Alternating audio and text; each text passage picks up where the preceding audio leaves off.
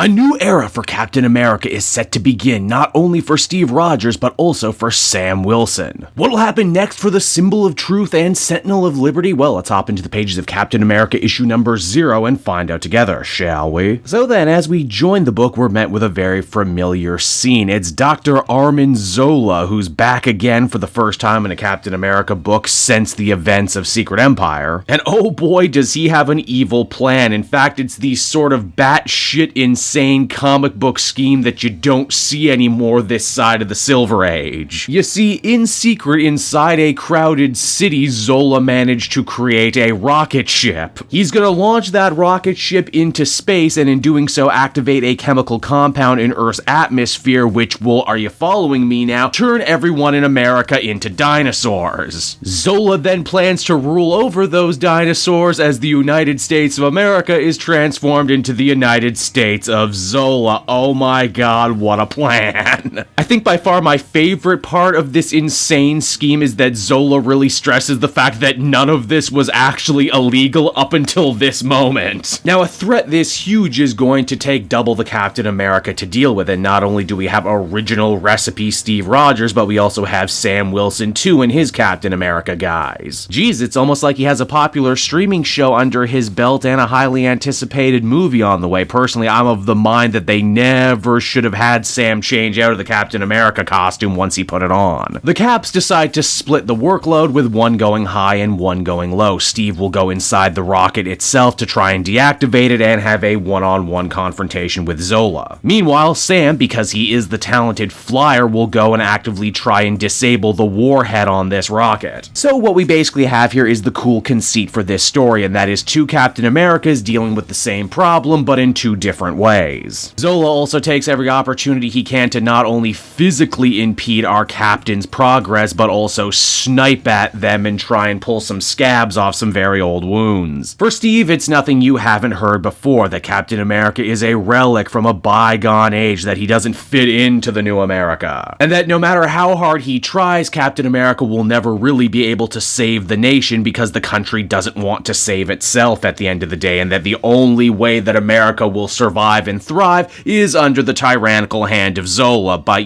turning everyone into dinosaurs, let us not forget. For Sam, the comments get a lot more pointed and a lot more racial, as you might have guessed. Zola says, why would someone like Sam even want to try and be Captain America? Last time he tried something like this, half the nation turned on him right away, just because he was who he was, wearing the stars and stripes, and that it's only a matter of time before America ends up slipping into the ocean in 2 decades, or burning itself to ashes thanks to forest fires. Again, see all these complicated socio-political problems, the only thing that can solve them is dinosaurs. I don't see you with a better idea than dinosaurs. And in their own way, Sam and Steve are able to overcome these criticisms and the villain themselves. Steve says that it's true. The country has indeed changed around him, but what's right and what's wrong hasn't. Zola is a bad guy, a Nazi no less, and Captain America stops the bad guys at all costs. Sam also admits that there's a lot of baggage that comes with carrying the shield, and that maybe at the end of the day he is a special kind of fool for picking it up, but that it's all worth it. And that while indeed Captain America is a hard job, thankfully Steve and Sam don't have to do it alone anymore. They're both Captain America, and they can both shoulder that weight. By working together, our two captains are able to disable the rocket and its payload, and we get a very thrilling escape as the two of them end up shield surfing to the water below. While on the way down, they even have some fun meta banter about the idea that there's going to be two Captain America books going on right now. What should we call each other? Astonishing Captain America? Uncanny Captain America? You know what? Adjectives are needlessly complex. Let's just both agree to be Captain America and leave all that stuff to the mutants and Spider-Man. And with that, the day is saved, but the war still continues to march on as we are introduced to a brand new mysterious character from Wakanda talking about the success of the two Captain Americas, with a particular interest in Sam. This guy says that he represents a group that plays a very special sort of game, the Century Game, and that Captain America, everyone who has ever worn a star and shield, just became pieces in their game. What does this mean? saying, well, I guess you'll have to pick up Captain America, Symbol of Truth and Sentinel of Liberty #1 when they come out. And so that was Captain America issue number 0, everybody. A really fun and excited little one and done, the likes of which we don't exactly get anymore in comic books, as everything seems to be writing for trades. I'm reminded that in the Spencer years, we never actually got that much time for Sam and Steve to fight side by side with each other, so it feels really good to get to see them tackle a classic foe like Zola here and now. The art is pretty solid too, even if there are some uncomfortable smiles in this book. They go for that whole photorealistic, glossy kind of effect, which works really well in action scenes, and especially when characters are sweating and straining themselves. I'm certainly interested in the idea of a more interconnected Captain America family of books. And Kelly, Lanzing, and Onyebuchi do a really good job showing how Sam and Steve are going to have their own unique voices and also their own unique ways of solving problems. Overall, I'd give this one a pretty positive 8 out of 10. If you're interested in Captain America and you've been fence-sitting for the last little bit, definitely check this one out. I think this is going to be one you'll enjoy.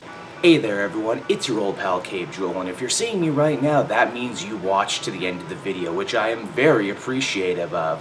It really helps drive engagement and retention and all that other good YouTube stuff. So does liking and commenting. Wink wink. If you like my content too, you should check out my Patreon page. We just redid all the tiers, so there's a ton of great rewards. You can become a patron for as little as $1 a month, and well, it would just really help me out. It's never expected, but always appreciated. So until next time everyone, I've been Cape Joel, and I will see you next time. Bye-bye.